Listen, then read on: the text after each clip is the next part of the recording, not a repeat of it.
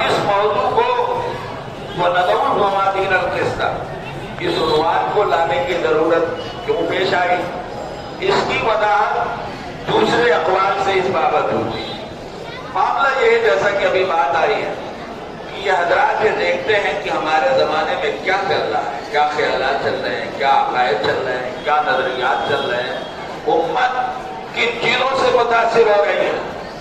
تو بہت سی چیزیں یہ لوگ اپنے زمانے میں جو پائی جا رہے ہیں ان کو سامنے لیتے ہیں، اس بات بھی کرتے ہیں، رد بھی کرتے ہیں۔ یہ جو کتاب التوحید میں امام بخاری نے بہت سی چیزیں ذکر کی ہیں، تو کہیں مرجئہ کا رد ہے، کہیں معتزلہ کا رد ہے، کہیں خوارج کا رد ہے، کہیں کسی دوسرے فرقے کا رد بھی ہو سکتا ہے۔